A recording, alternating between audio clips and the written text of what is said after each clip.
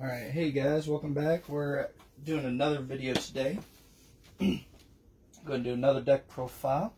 Just trying to figure out actually which deck we want to do, considering all the newer stuff that's come out lately, especially coming up to set 9. Probably, to be honest with y'all, I kind of want to go over the Demigra deck profile, because that's honestly the best profile I have. It's definitely one of the better decks, I think. And considering what we have going with all the standard going on right now, this is probably one of the better decks to come up with anyways. It's definitely a rogue, so that's kind of where you want to go with if you want rogue. So you're going to go with the Demigra deck profile. This is definitely not a meta deck, it's not even close, but it's definitely something that can beat some of the top meta. It's beat, I've taken the last few tournaments, it's beating Clash Coup, it's beating Baby. It's going 50-50 with Hatchiyak, and that's really the only deck that I've ran into trouble with this Demigra deck profile is Hatchiyak. So, Demigra's been out for a while. I've actually put up a Demigra deck profile before with the original Demigra stuff. This is actually going to be a new, improved Demigra deck profile, considering how long and outdated that is. I'm also going to show you my side deck. The side deck is really there so that I can actually incorporate against Hatchiyak. If y'all have actually seen my old Demigra deck profiles, you already know what Demigra does. Most gamers are going to know what Demigra does in general. But for him, it's when he swings, you put 3 cards from the top of your deck into your graveyard, or into your drop area. If those 3 happen to be all black, you draw a card. You awaken it 4 or less, untap 2 energy. On the opposite side, it's activate main. Take 3 black cards from your warp area and put it back in your drop area. You can also, it has a Overwhelm and Dark Overwhelm that you can use twice in one turn, and which is Wormhole. So Wormhole gives you Dark Overwhelm twice, and then auto swings, draw a card. So that's the Demigra deck profile, or that's the Demigra itself. We're going to go over a few different things in this deck. As you can see, there's a lot of things that technically are in the deck. I'm going to show you kind of what the main side extra cards are. That's really what it's going to be. First is the extra cards, then I'll show you the main run of this deck and what this deck is supposed to do ultimately and what it's really made to do. For the most part, this deck is a deck that likes to play with the warp.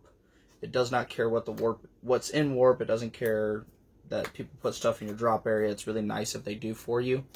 It tends to help you out if they can put stuff into your drop area for you, because then you don't have to worry about putting stuff in from, say, for Overwhelm, and you don't have to worry about trying to get things in there. So it's really nice if people go ahead and say, hey, I'm going to put this stuff in your drop area, or if they're going to go ahead and put it in your warp, even better, because with Demigra himself, you're not really worried about where stuff are going. Now, as you can see as I'm laying out these cards, there's really only one non-black card that's over here, and we'll get to that here in a little bit of what it actually is. So, let's go ahead and kind of break this down little by little here. So really what you see me doing is we're separating out the main structure of the deck and the extras, because I want to go over the extra side of the deck first before I get into the main portion of the deck, which is really where you're looking to get to and what it's actually doing. So the first thing I'm going to actually go over is the only card that is non-black. It's Further Destruction Champa. The reason this particular card is in here is really because I noticed Demigra has a problem hitting for multiple strikes. It can hit hard, but this gives it so it has a double strike, which is Further Destruction Champa. And with it giving double strike and plus 10k, a lot of the things it is going against is Hatchiyak and Baby, who can hit hard for multiple. You want this in that deck so that you can basically hit them harder and faster and do a lot more damage. So 2 Further Destruction Champa. Then we run 4 Power Burst. It's pretty common sense why we're running Power Burst is really for the fact that it does have a counterattack. But we also run it because of Baby himself and Hatchiyak get a lot of free play. So you want to run 4 Power Burst with 4 Black Mass Saiyans.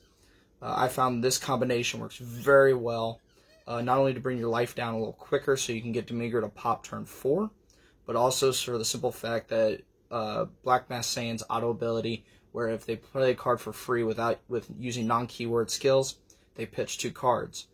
When you counterattack with Power Burst, you get a 1-drop card from either your drop or your warp area and put it back in your hand. So you can see how Power Burst will cycle back in your Black Mass Saiyans if they somehow take it out. And that's why you run 4 of each, because you can use 1 as energy, 2 as energy of them, and then your Power Burst is going to cycle back in those Mass Saiyans. So you don't really have to worry about them ever coming out. It's really just so that you have them in play at all times. Kind of going with the counter abilities. We're going to Super Kamehameha, nice counterplay ability. It has the nice ability that if you have 4 or less life, you can go ahead and play it by taking a life. You get to 4 or less pretty quick with this deck because you can hurt yourself as well as players hitting you. And this basically is saying that if you counterplay anything that's coming in that's 4 or less, it goes to the warp instead of being played.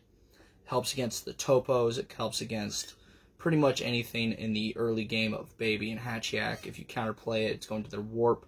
A lot of decks do not like things going to their warp because they cannot do anything with it. This deck loves it going to the warp. It doesn't care. This is also in Hatchiyack. Hatchiyack sends it to your warp. That's fine.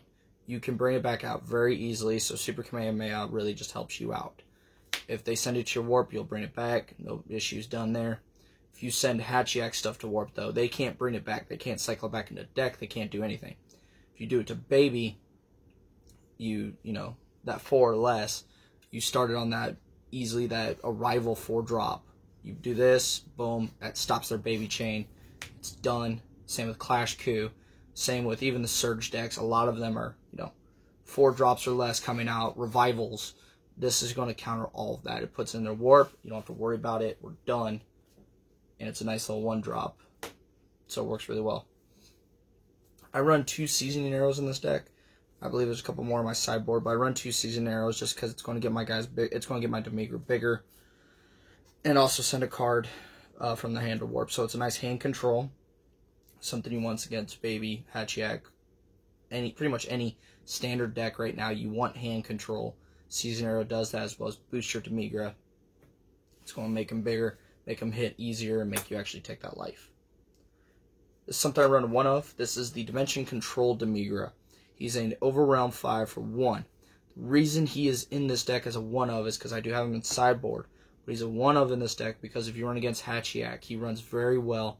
And the fact that you're going to do more hand control. So you run 2 Seasoning Arrow for hand control and this Demigra. This Demigra is also searchable because of the fact that you're using Frigid Blast Putin. So when you use these Frigid Blast Putins, 4 of them, you can search for this Demigra if you have the other Demigras that will be in the main part of the deck in the main run. You want to be able to search that. So you run 4 of these, search for 4 less Demigra, search for him, overwhelm him for 1, start controlling that hand board state. So that works really well with that combination. That's why we run 4 of these Putins. For Gravy, I run 2 Gravies. Really, he's just a nice dark overwhelm for 2. Get him out. And nice reason to run him is because of Time's Choice Chrono. The main deck profile that you find in this is they use about 3 Gravies. I don't like using these Gravies too much just because, yeah, he's a 20,000. He stays on the board, but at the same time, he's just 20,000. It's not really hard to get over. But to get him out and to be able to combo with him helps a lot. The Time Control Chrono is able so I can get him. Basically, I'm going to get him out. Time Control Chrono.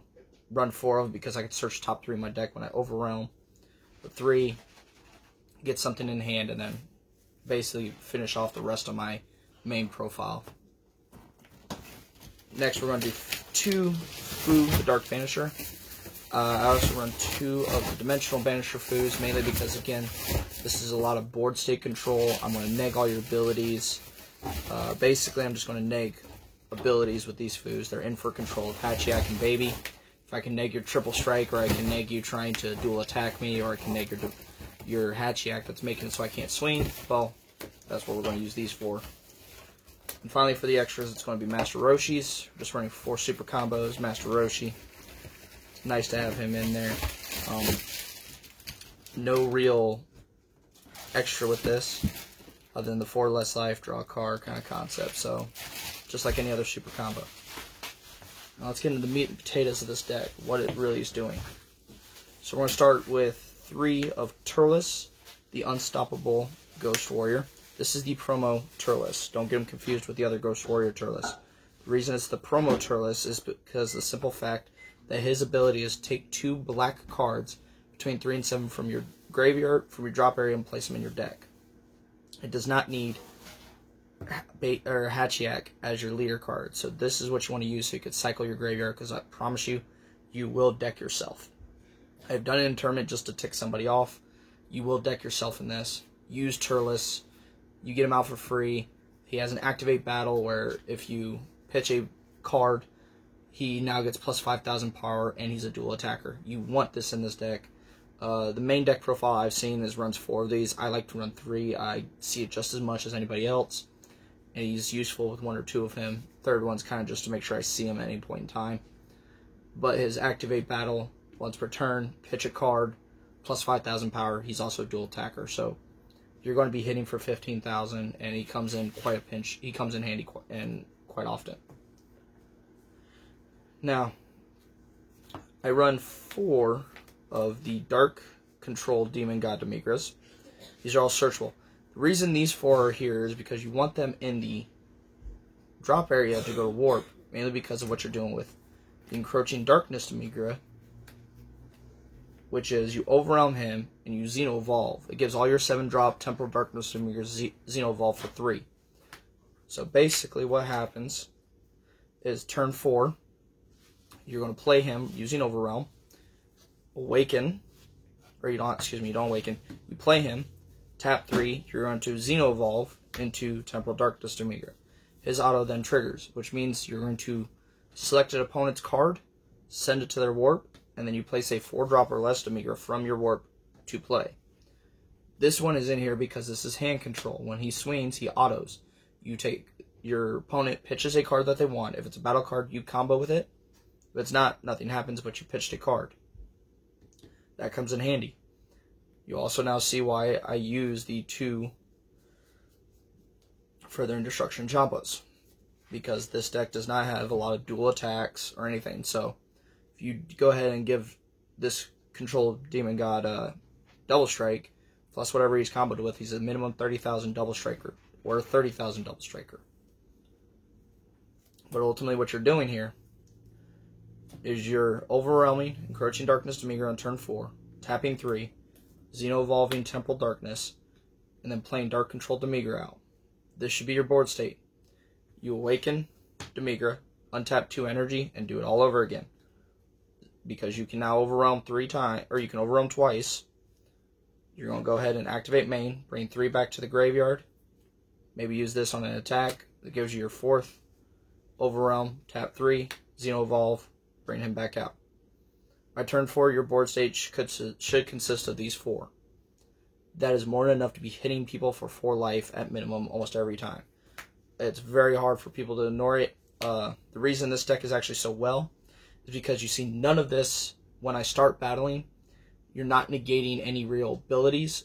With the Goku Surge, you pitch a card, activate battle, negate all abilities. Cool. The only ability you're negging is this auto and this auto, which is draw 1 card, or I'm going to make you pitch a card from your hand. That's fine. You're still dealing with big swingers. That's kind of the real where this deck is coming from and what this deck is wanting to do. You notice it hits very hard. And then finally for the deck profile, we have the SCR Demigra as just a broken card. Turn 4, you bring out 2 7-drop Demigras, 2 4-drop Demigras. Turn 5, if they happen to make it through, bring this out. They're ditching their hand at this point. So you don't have to worry about it. You've ditched their hand. Then you could, so if you swing with the SCR Demigra, they've ditched their hand. They still have 1 or 2 cards. Swing, they ditch a card. Swing, they ditch a card. Even if they're counterattacks. Does not matter. You have 2 of these on the board. Swing, auto, auto. So swing, I've autoed. Taken 4 of your cards out of your hand. I've comboed with them. So I've taken a lot of your key pieces, especially counterplays or counterattacks. They're in your hand. I'm comboing with them. If you have 2 cards in your hand or 1 card in your hand, I swing, auto, you have to pitch that card. If they just happen to have another neg in hand, I've wasted another neg. I've wasted 2 cards. Swing again. There you go. I've ditched your entire hand. And that's basically this deck profile. That is a 50 card Demigra deck profile. I haven't got to the 60 card because I don't know how I want to run it yet, but we're gonna kind of get there from here. It's really just gonna be adding the sideboard in. So the sideboard has Forced Absorption Demigra, 2 of them, and 2 more of the Dimensional Control Demigras. Again, this is for Hatchiyak. A lot of the sideboards for Hatchiyak. This main deck can beat almost any other deck, hands down, that I've played. Hatchiyak on 50-50. So I started using this stuff for sideboarding to kind of help control Hatchiyak. And that's where you're going to see these 3 Shenrons, Wishing Anew, 2 Shenron Wish Granters. I just do 1 of the Shenron Majesty, 1 extra Fu, 1 extra Seasoning, and 3 Haru Harus. With Tien being banned, this is my alternate to Tien. Once Tien got banned, Haru Haru came into play. A lot of this is really just so I can control Hatchiyak. That's what the Shenrons are for, because these particular Shenrons, they don't need a Shenron leader card, so it's good. It untaps energy. It works for me. And then these guys just control board state, so if I need to, I could pitch a couple. I could pitch those Gravies out and put the Dimensional Control Demigras in. I can pitch out 2 of those Time Control Chronos and put in Force Control Demigra. That's really it. I've noticed that this deck is pretty much, I placed 2nd and 4th in my last 2 tournaments with this deck. This deck plays well. It's very hard for me to actually have a problem with this deck. The tournament I placed 4th in, I was 2-1. We just had a lot of guys that I didn't face. I happened to beat them though. I beat a Zamasu deck. I beat a Baby deck. What else? I beat Clash Coup at its top form. Let's see. I have now beat Goku Surge from the last tournament. I beat a Pan deck, and I beat Baby in the last tournament with no issues. I went 2-0 against all those decks. And I went 50-50 with Hatchiyak. I went 1-2 against Hatchiyak. And all the losses I had, he was at 1 life, I was at 1 life. It literally came down to just who happened to have had enough negates or combo pieces in hand at the end of the game. He just happened to have, I think, 2 extra counters in hand, and I didn't. And he won off counters, and that was it. Other than that, I won the first one hands down. We both sideboarded, and it came down to 1-1. So really the only weakness I see with this Demigra deck is Hatchiyak.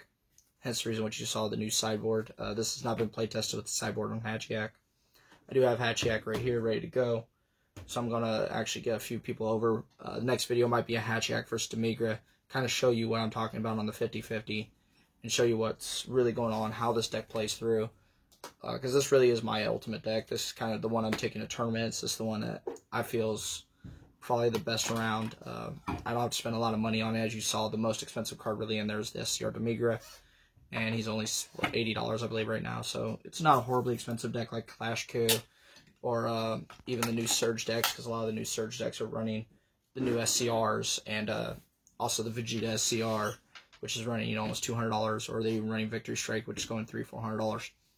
So to be honest, that Demigra deck's a nice budget top 10 Demigra deck, easily able to do some damage to it. So that's pretty much it. That's Demigra. Keep in touch. Watch out, guys, because I'm going to go ahead and probably do another video. I know it's been a while, but this next video will probably be Demigra versus Hatchiyak. Kind of show you how it plays through, show you how Hatchiyak really is supposed to play, show you how the Demigra deck runs, show you kind of play-by-play what it does by turn 4. It still does a lot of damage against a lot of the new Surge decks that are running by turn 6, so turn 4, it's popping off, and I'm not worried about anything. And then kind of just show you where it comes down to 50-50 against Hatchiyak, and then we'll see how the sideboard runs. Stay tuned, guys.